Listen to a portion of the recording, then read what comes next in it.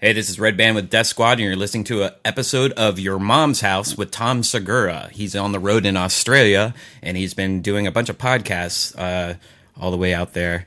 And if you want to listen to all these podcasts at Your Mom's House, you can always go to deathsquad.tv and see all the video components to all the podcasts, all the links to all the guests. Now, with Tom Segura's, he's not going to have any video because he's somewhere overseas somewhere, so...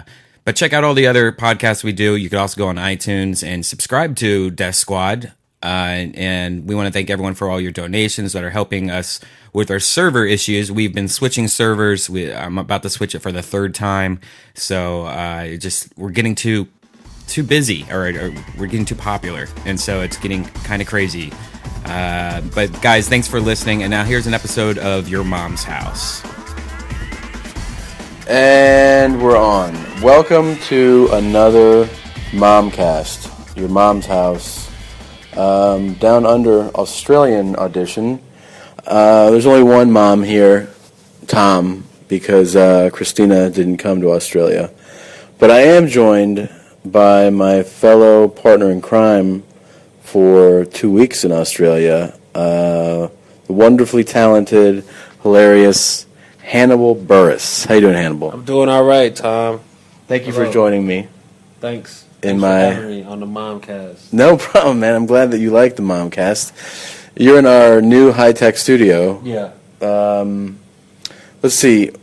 I opened that curtain just for you, by the way, so you'd have something nice to look at. You can check out the view I got for you. Yeah, thank you. And we just came from the Melbourne Aquarium, where they had, they had kind of an underwhelming exhibit, would you say, in a way? It was awesome, but it wasn't. We paid $33. I don't think it was $33 awesome. I think it was in the 12 to 15 range.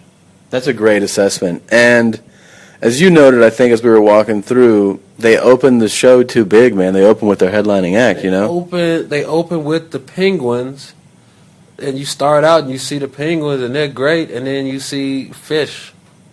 And like bullshit fish, too. Bullshit fish, and some good fish, but they have a different look. The penguins are doing stuff. The fish are only swimming. So, yeah, I think that's a horrible setup on their part because you kind of bumped out just looking at fish. But then they do close out nicely with the sharks. But I got to say, the shark exhibit for me was a bit of a letdown. I was expecting some fucking monsters. I wanted to see, like, great whites and hammerheads and shit, but... I mean, it was cool the way it was set up, but I wanted to see bigger, crazier sharks. I think we might have missed. We should have timed it out to get there for feeding time. Yeah, because we got to see the penguins get fed, and that was really cool. Yeah, it was really cool, and so we should have seen the sharks get fed. Well, I wish something would have went wrong and one shark went crazy and started eating all the other fish. Yeah, that would have been great. That would have been amazing. What is your assessment thus far of your time here? I mean, you've never been to Australia before, right? No. Like, what's your honest take on this country, or at least this city? It's a fun city, man. I've had a lot of fun here. The crowds have been really great. We've been eating a lot of food, going out to eat. We've been eating a lot. Been eating a lot. And drinking a lot, too. Drinking a lot. But it's been fun. I'm happy that they brought me over here to do comedy, man. It's nice.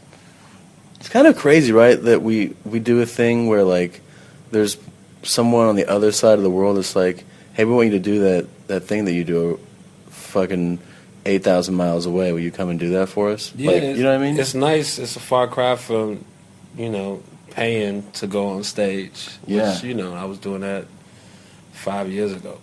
So that's so insane. Hold on. Now I want to get like some Hannibal background so that everybody understands like the context of of who you are and stuff. So you are from Chicago originally. Yeah, from Chicago. And that's where you started comedy? Well, my first time on stage was in my college town, which was Carbondale, Illinois. How far is that from Chicago? 5-hour drive south of Chicago. So you graduate high school. Mm-hmm. You go to Carbondale College. Southern Illinois University. The city's Carbondale. The city is okay. Carbondale, yeah. You go to Southern Illinois University. What's Southern Illinois University like? It's known for being a party school. It is.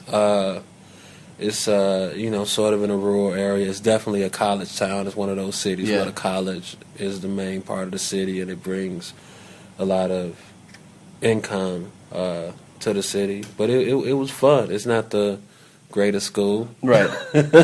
Well, yeah, at least you went to a school of people. I went to a school that nobody even heard of, man. When I say my school, what's that? Lenore Ryan College. Ooh, that sounds like a skin disease or something. Right? Where is that? That's in Hickory, North Carolina. It's a liberal arts small college? Yeah, yep. It's the only school that accepted me. Really? That's not a joke. Yeah, it really is. Where else did you apply? UNC? Nah, fuck. I wasn't going to apply to UNC. You're from North Carolina? No. I was in high school in Florida. Okay. I wanted to get out of Florida. I liked that region, so I applied to, like, South Carolina, Clemson, like those schools, and they're all like, nah, man, nah. I applied to University of Miami. You did? Solely because of Will Smith's song. I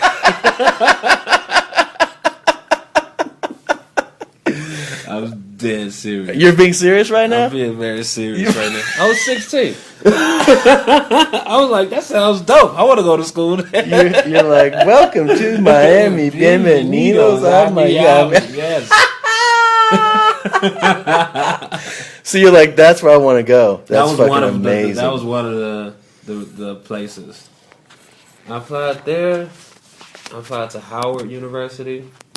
Did you get into Howard? I got into Howard, and I was going to transfer to Clark Atlanta University. Okay. But I didn't end up. I was accepted for the transfer, but I didn't end up going. Hold on. Okay. I want to make sure I'm doing this right. Yeah. All right. I got to talk into this. So wait, you applied to Howard. You got into Howard. Mm-hmm. You were going to transfer to Howard or no? No, I applied there out of high school. And what made you not go? I think it was the loans. Like, it would have cost way more than going to a state school. Yeah. Far too. I mean, if you wanted to be near home, I don't know if that made a difference. That wasn't really an issue. It was the SIU thing was partially a convenience thing, because I went to a program called Future Scholars, where you can kind of go to a college campus after your junior or senior year and take classes and kind of get the college experience. And I did that both years, and so I had credits going in to SIU. Were you a good student in high school? No, I was awful. You were? I tested really well, but I was an awful student. I could have been a good student. GPA was the worst, but I had a good ACT score. The only kid I had the second lowest GPA in my graduating high school class. Yeah. And the only kid with a lower GPA, his real name was Norbert. Oh man. So if you're only smarter than Norbert. Yeah, but it's not GPA isn't a sense a thing of smartness. It's about responsibility and the time you put in, and which mine was zero. It's time management and effort. A dumb person can get a really good GPA if they put the effort in, they go to all the classes and work on it. So, I mean, it looks better to have a good GPA, but whatever. Okay, so you go to, what are you studying at Southern Illinois? Initially, business administration, but I wasn't taking those classes yet. They had this class, finite math, which was really hard. Oh no, math sucked. And, were you a good math student? I was a good regular math student, but finite math seemed like fake, useless math. Yeah. I could do math in my head really well, but that math, I didn't see a use for it, and so that class was really hard, so I changed majors. To what? Education for a couple weeks, but then... Couple weeks? I thought I wanted to be a teacher. I was 17, 18. Yeah. Education, and then maybe undecided, and then radio, TV production. That's what I graduated with. Yeah. Yeah. I feel like that's a lot of comics that go into communications. Yeah, that was good. I didn't end up graduating. I just left school. When did you leave school? 4 years after school, but I didn't have enough credits. How far away were you? Maybe another year. I think about a year. So, at what point in college what year did you first get on stage? 2002, so that would be going towards the end of my sophomore year. Oh, towards the end of your sophomore year. Yeah. What are you, 19, 20? 19. And where's the gig, or what's the open mic? The Big Muddy Room in the basement of the Student Center. And they had shows there regularly? Yeah, they had shows there. They had a monthly open mic, plus sometimes when they would bring a comedian, they would do that. That would be the room they did. Like I saw Kevin Hart played that room. Really? While I was there, yeah. Oh wow. Bill Burr played there. Saw a bunch of good comedians. Wow. So you do it once? Does that like hook you, or you're like, I'm gonna keep going? Pretty much. How does that first show go? It went so-so, but if you get chuckles early on, you just think that went great. You don't know that won't work in a club. Right. Like you don't know the levels of laughs, and so if you get certain chuckles, I knew it didn't go great, but it was enough for me at the time. And then, do you quit school shortly thereafter to do stand-up, or no? No, I stayed in school. I kept kind of doing it.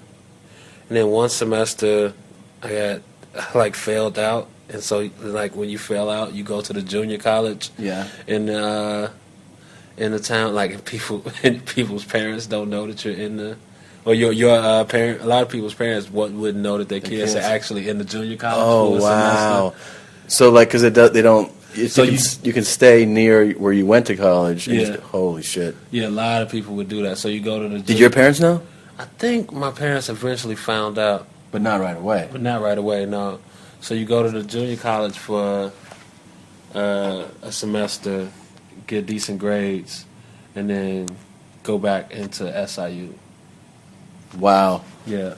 So you do that? I did that, then came back in, sort of made an effort at school again, but not really. I guess I intended to, and I just stopped going to my classes or caring about them, and I was doing a lot of comedy, and then that was 04, and yeah. So then you drop out. I drop out. And you move back to the city, to Chicago? That's my folks' place. You do. And you start Just hitting doing open mics, yeah. all the time. Yeah. And what do your parents think of this, like initially? I didn't think well of it. No, they didn't. Really? Nah, of course not. Well, It'd I be different if I graduated. But they're like, you're kind of an asshole, man. Yeah, like, you dropped out of school and you're doing open mics. Yeah, you are an asshole. Yeah. You dropped out and now you're staying with us and you don't have a job or a degree, but you were in school 4 years. Yeah, I guess that is all around, like, not the thing you were there want. 4 years. That's pretty incredible. Yeah, what did you get done with those 4 years?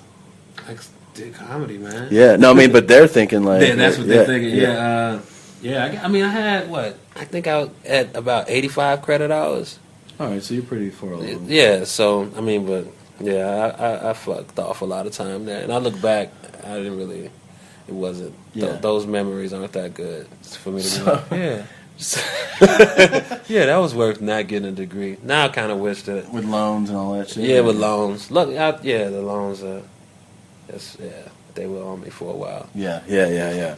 So now, okay, so you're home, you're doing a bunch of open mics. When do you start to do, like when do you start getting paid gigs? I mean, it was spotty, man. I guess, when did I really start featuring and getting some gigs? Because I was getting some stuff while I was in school, like small stuff. Yeah. Like I went to this one club. It was an awful club in Vincennes, Indiana. Yeah. What was the name of it? But that's a small little horrible town. But I was so excited to drive and host this horrible club. I was like, I'm on the road. Yeah. Yeah. Staying in an apartment in Vincennes, Indiana. Sure. But I remember being just like calling my brother, like, I'm here in Vincennes. Yeah. I remember, man. I remember emceeing a gig in Brea, California, at the Brea Improv. Yeah.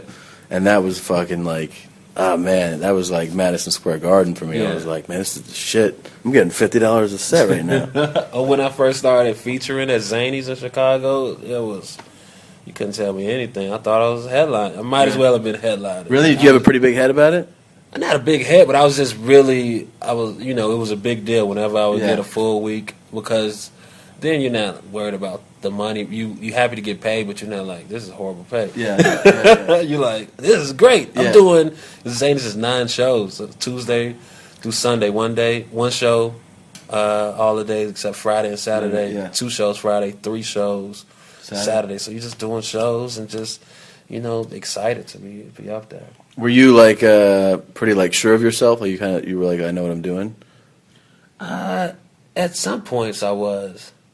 At some points I kind of. Yeah, it depended. And it wavers. And then at this point, you've already decided like this is your career, though, right? You've already decided like I'm going to do stand up, or is it still kind of like, I'm doing stand up because I like it, I'm getting some money, but are you still like? I think I was pretty all in. You're all in. I was all in on it. So you're doing this you're doing feature weekends and stuff. Then scattered though. Scattered is not full time. Do you move to New York after you've been headlining stuff, or do you move to New York as? I moved to New York the first time in 2006. Oh, you moved twice to New York? Yeah. Well, actually, the first time I kind of just came to New York. That's 2006. Yeah. And where do you move? Like, where do you go? To my sister's place. In without telling her. What? Hold on. I was an asshole. Yeah, man. Self-absorbed. Yeah, I just popped up. You just showed up? Like, hey, I don't know, because I was like, if I tell her I'm coming, she's going to say no. So. You saw the way around the problem. So I just popped up in New York, just because I was that single-minded on. I was like, I got to go to New York and do stand-up. My sister live in New York, so I live in New York. Wow. And she had a kid and a husband. Shit, Jesus, man. So, wait, so what part of New York is she in? She's staying in Washington Heights. Washington Heights, like okay. It's in Manhattan. Like 200 yeah. something. It's uptown. Yeah, uptown, yeah. So you go, you get on a plane? I took the Amtrak. You took the Amtrak from Chicago? To Penn Station. And went from Penn Station with my luggage to an open mic that was going on during the day. It was a Saturday, and it was like 4 or 5 in the evening. And I went to this open mic that I printed out a list of different open mics, and I went straight to one with my luggage. Shut up, man. Yeah. And then, did you get on? Yeah, I got on. How'd it go? Went okay, I guess. Okay. And then from there, with my luggage, I went to this place, Sal's Comedy Hole. Yeah. And he's in L.A. now. Yeah. And I did their open mic. And then it was still early, and then they had their regular shows later. So I barked for a spot on one of his shows, like passing out flyers and stuff, and did a spot on the club show before I even went to my sister's place. Holy shit. So you got in 2 sets before you went? 3 sets. 3 sets before you went. So then what time is your final set basically over where you decide, I want to go to my sister's now? It was obnoxiously late. It was all bad. Oh. I think it was like probably midnight or some shit like really? That. So, it was awful. It was awful. So... That's terrible. I was terrible, man. So you show up. Is she like, what the fuck are you doing here, basically? Not really. No, she's pretty cool. I mean, I'm sure her husband was like, he didn't say anything to me, but I know he didn't like that at all. Sure. But I couldn't even, right then, I could even fathom that. Like, I couldn't even see how it was horrible. What made you realize it? Like, just getting older, like maturing, you realized it? Like that, were you like, this, I was fucked up or whatever? I think I realized a little bit after, like, they kicked me out after a couple weeks. Oh, they really? Were leaving town. And they're like, you gotta go. Yeah, and she was like, you gotta go. Yeah, they didn't let me stay at the place while they were gone. And were you, like, upset about it, though? I was bummed about it. Really? I was really pissed, yeah. But they were right. Yeah. But I mean, how long did it take you to realize that they were right or whatever? I think it might have been a couple years, and maybe even me having my own space and stuff. Or I can't pinpoint the exact moment. No, I just think it's interesting. Like in life, I'm saying that we all have had moments where, like, at the time you're like, you don't see it, or you're like, what the fuck, and then later on you're like, oh, oh, I fucked up. Like, you Yeah. know, you're like, oh, I was an asshole, actually. Yeah. You know? But, like, a lot of times you don't realize it in the No, moment. you don't realize it. I couldn't. I was like, she's my sister. She's supposed to put me Yeah, up. yeah. I'm supposed to be able to just pop up. I'm a little brother. Yeah, I could just pop up in the town, right? Right. Right? Right. No, not right. No. It's awful, dude. So, wait, so those 2 weeks go by, and do you go back to Chicago? No. You just find a place to I crash? stayed in hostels. Fuck, man. Really? Yeah. I stayed in a bunch of different hostels. I crashed on the train a bunch. Like, I was legit homeless. Just Seriously? didn't want to go back. I couldn't go back home right away, just out of pure pride. Yeah. And not wanting to fucking crawl back. Yeah. Because I made a big deal about going to New York. Yeah. So I was like, I gotta stick it out here. And it was, stuff started. How much of luggage did you have? I'm sorry, going back to luggage, but It Like, wasn't I'm that. It was a picturing you- backpack and maybe a duffel of stuff. so at least you could. It's But I comfort. would have my stuff stashed in different places, like out and then. You I really would were crash like a at people. fucking, like a street dude, like just crash, like putting stuff places and Yeah, I would leave my bag plate and then keep what I needed with me, like keep my backpack with me full of the stuff that I needed. So how long overall does this first New York run last? 4 months. 4 months. Yeah, Wow, man! And only 2 weeks of that was at your sister's only place. 2 weeks at my sister's. Jesus Christ, man! Yeah, Hostels and just fucking hostels, crashing. on the train. You On the crashed. train a bunch. I remember one time it was this girl in New York. There was a friend of a friend. Like we had all met. We went back to her place.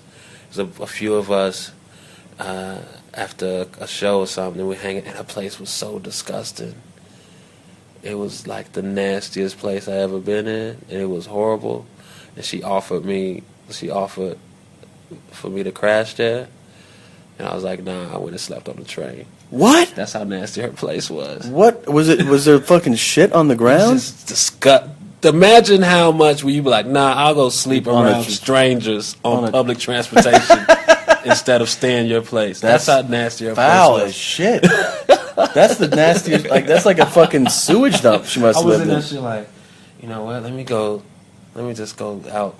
I always had a thing. You know, people are weird about like where they crash and stuff. I had a thing in high school where if there was like, I would be at a friend's house party, right? House parties were always big in high school where I Yeah. was, and like they would be like, we would drink a lot. You know, we're under 16 years old, Yeah. fucking hammered, and then they'd be like, hey, you can crash here, and I would always be like, no, Yeah. I want to go home. I want to sleep in my bed, Yeah. and I would drive drunk as fuck back to my place because I had like a mental fix about not crashing Yeah. somewhere else, you know? Right. But what you're talking about is obviously a heinous fucking home that this person has. It was awful. Did it smell? Because smells really fuck shit I up. don't know if it smelled that bad. I just remember it being awful. Just disgusting. I don't know where I would have. It was really bad. It was. I'm so blown away by your like dedication to this right now. My dedication to To going after this stuff. to say my observations on the mundane. Yeah. I mean, it's crazy, man. It's crazy. I I mean, really listen, gotta I- stay in New York and do these jokes about Nelly. I have to stay here. it's incredible, Talk man. about rappers. They have to hear me dissect rap lyrics. I can't go back home. Did you do a lot of rap lyrics? I still. I mean, I know I heard your rap stuff, but I mean, I've always done. You done a lot of like, rap? stuff. I've always. The video. I'm not going to give away your bits, obviously, Yeah. but your video bit is fantastic, man. Thanks, man. It's really, really great. Hold on, I'm totally. We're doing fucking like 60 minutes right now, like 20. Not literally, Yeah. but I'm doing the full interview. I realize. So the 4 months passed. You go back to Chicago, and But I got while I was in New York, I started getting on shows and getting a little bit of buzz, and I booked New Faces while I was in New York. oh, that's huge, man. Yeah. That's huge. Yeah, So that means that all your fucking struggles at least had a huge redeeming Yeah. thing for you. yeah, it did.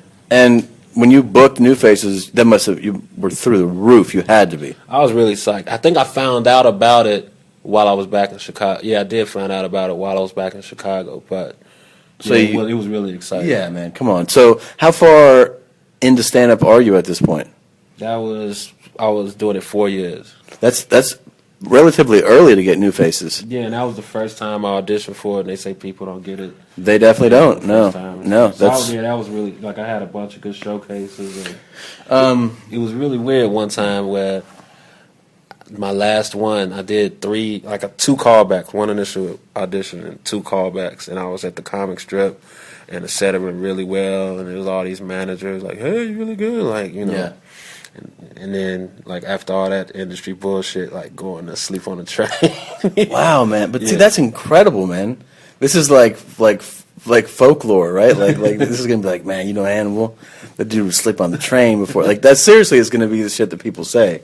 So you, But okay, it was, I don't glorify it at all, because I could have went home at any point. My parents are doing all right. Like, it was unnecessary. It was homelessness. Right. Like, I could have tried to make up with my, like, I was holding a grudge at that time against her. I could have tried to make up with her and crash at her place. It was all youthful, silly pride. Yeah, so yeah. You make up with her since? Yeah, we're cool. We're cool. So you get your new faces, or you're back in Chicago. Yeah. You do new faces. New faces goes well for you. I got management out of it. Still with them? Not with that manager, but I'm with that company now. Okay. Yeah. What company? 3 Arts. Oh. And so my manager was at 3 Arts, left, and then he wasn't really helping me get stuff at all. So I was like, all right, I don't think I need a manager. We're all with 3 Arts. Yeah, I know, but he left 3 Arts. No, I'm saying it's weird. Oh, yeah. Tom, you and Mosh. Yeah, you and Mosh also 3 Arts. Yeah. But now, yeah, they're good now. Okay, so you go, you get your manager or whatever, and then how long do you stay in Chicago before you try to go back to New York again? 2 more years. So 2 more years back in Chicago. Yeah. And then at this point, do you really feel like your comedy's building and changing? Well, yeah. Well, that I had done a little bit of TV. I did that Holland show. I did from Montreal. I booked the TV show in Holland called The Comedy Factory, where they flew me out there and did that in 2006, and I did Ferguson in 2007. So I was starting to get some work. I wasn't, booked out, but I was getting some feature work. And then I was making trips to New York where I would come in, do a week or 2 in New York of just running around doing spots, then go back. So I was starting to, be able to get traction in New York. And yeah, then I decided to make the move again. So you make the move again. Now, the one thing, like, at what point, like, one of the things I think about comics that, like, is, kind of like your calling card for a comic is that, like, a comic who's really developed has, like, a distinct, like, style. Like, you can go, like, you can listen to, like, any number of comics. You can say Chris Rock, or you can say, whatever. You could have said Mitch Hedberg, or you can say, I don't know, Ellen, or anybody. Like, there's just, like, a style. And I feel like you have your own style. Like, your delivery is very much unique. It's your own, right? It stands out as your own. Did it take a while for that to come out, or like, do you think, like, did you always tell jokes kind of the way you do your jokes now, or was that more like a process? In a similar, I think it's just the way I do it now is just a more developed way of from when I started. It's not much different. Really? Like even in the subject matter. Like now it's just tighter. I might delve deeper into stuff, but I think it's similar. Like just lay back and talking about stuff. And your delivery was always kind of always kind of laid back. Yeah, it's great, and it's very distinct, which is like a huge thing. I think like you don't want to like no one's. I don't think listens to you and is like, yeah, but he sounds like 8 other guys. You know what I mean? Like that's the one thing that no one can take away from a comic is when they have like a really unique way of delivering their material. Yeah. So you go back to New York, and then this is like what, 07? This is 08. 08. And how long are you in New York before you book Fallon? I guess October, like 10 months. So you're doing a bunch of shows. I'm doing a bunch of shows. Are you working? I'm on the road. Are you working a part-time job too, or No, no? not working anymore. Just doing stand-up. Like, not... Like, making a decent living where I could pay rent, and I'm working a decent amount, doing colleges, headlining some spots, and, yeah.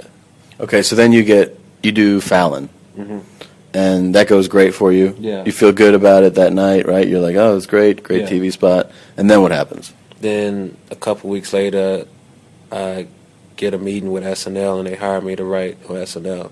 Then that's got to be, when you think back to like going to New York and sleeping on the train sometimes, right? Like, Yeah. I know, not like, you had a choice, you could have gone, but still, Yeah. you were crashing on the train, and then you get hired by Saturday Night Live. Yeah. I mean, that's the opposite end of the spectrum, right? Yeah, I think about the sides of New York that I've lived on and stuff. Yeah. And so, it's definitely opposite.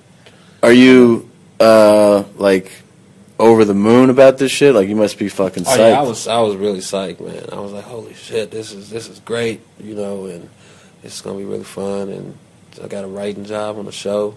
And not just any show, yeah. like an iconic show. Yeah, a weekly paycheck. What's funny is that I was about to take, like, I had the SNL meeting. It was coming up, but I had an offer to write for this MTV pilot. Like, it was something not that great, and I was like ready to take that. Sure, Because it was guaranteed. It was like a couple grand or something. Yeah. And I'm like, let's just take this, man. And my agents are like, take the SNL meeting. Because I'm thinking it's a general meeting and not something where they talking about a job. I'm thinking it's just something. I'm like, I guess they want to just talk or something. Because you have so many meetings where people just like, hey, what's your story? Yeah. And I'm like, man, you should have fucking read my story already. Yeah. But yeah, so I was thinking it's that. But so I went and did the meeting, and yeah.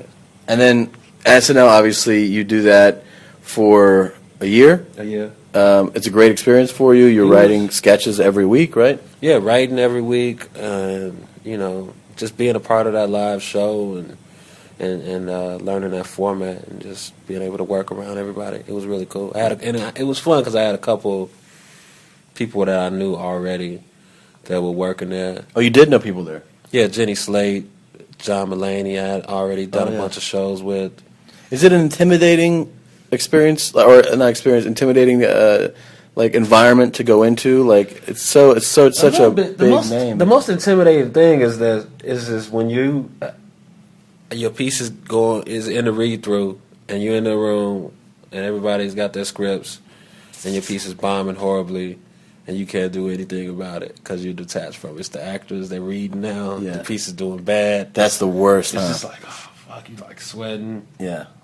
It's like when your piece is coming up, you see your piece. Say your piece is 30, or if you're in a read through, it's like 28 or something. You're like, oh shit, let me see. And then you get to your piece, like, oh man, it's sweating, like watching. You watching That's everybody. the worst, right? You watching everybody like do their lines. You're looking around, like, oh shit, looking for eye rolls and shit. That is kind of nerve-wracking. And then the best feeling has to be when your piece is being read and people are laughing. And It's really cool. I mean, I didn't have many things get on, but I did have a handful of things that did really well and read through, and that was really cool when the cast members come up and that was funny. I like that thing. Or I like this bit. So that was fun.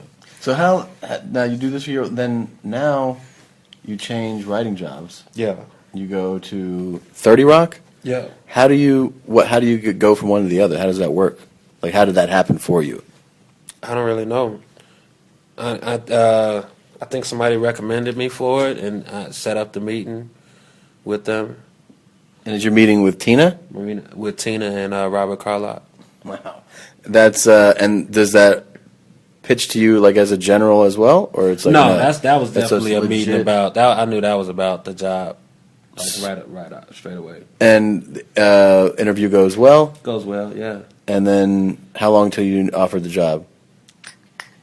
It was a couple weeks or so.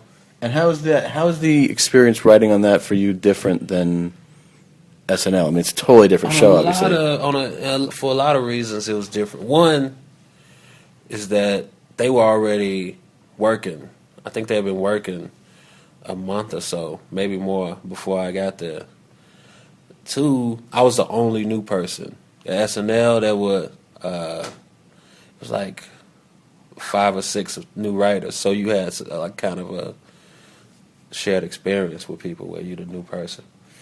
But the format is different, but it's also more collaborative, and it's not that lone wolf or pack of wolves type of thing where you're working on something with something and you have to get that on. It's more everybody working on a script and in a room talking together. So, and you might say some idea and somebody else might get inspired by that idea and now to get in the script. So it's more collaborative in that way. So yeah, very like they. I've heard Tina and other people say this, but just the format themselves, where in the sketch you're trying to tell a story in 3 or 4 minutes, and it's just one character and a main character. You just got to heighten it over that short amount of time. Whereas in a sitcom, you got to tell a story over. You know, it has to have an arc for that episode, and also for that season, and for within the whole show itself. It's actually way more difficult to put together that kind of thing in a way, right? I mean, in a way. Yeah, I mean, it's definitely a tougher thing to do. The story, like breaking story, and that was really tough. Like sitting in a room trying to think of storylines, especially for a show that's already been on several seasons. So I'm pitching stuff like, oh, we already did that, or that's gotta suck. Or do you have to feel like when you get hired? Did you go back and start watching episodes? Is that part of it, or not? I watched that. Yeah, I watched most of the episodes. I'd already seen, because I was a fan of the show already, so I saw most of them. But I rewatched a bunch. And, like caught stuff that I missed and everything. Yeah, it was. It's interesting, man. And you also got to be on camera with that. You got. Yeah, they put me in a bunch of put me in 5 episodes. What's your character? One time I played a fake Tracy, and 4 times I played a creepy homeless dude. So it's art imitating old life. That's great, man. And now, obviously, you're doing a lot of stand-up. Yeah. You have an album that came out called what? My Name Is Hannibal? My Name Is Hannibal. My Name Is Hannibal. I have the album. Oh. I bought the album. Thank you. Yeah, man. I put money in your pocket, man. Appreciate it. Thanks a lot. Yeah, it's been fun, man. Back to now, we got that was quite a bit of backstory, but I want people to know all about you. We've been having a blast here with shows, too. Yeah. We have a fun gig. It's it's you, myself, and Moshe Kasher. Yeah. And we do 20-minute sets in Australia. They fly us to do 20-minute sets. And we take turns in the rotation every night. One of us opens, one of us middles, one of us closes. But it's just been really the crowds, don't you think the crowds here? Well, we talked about this.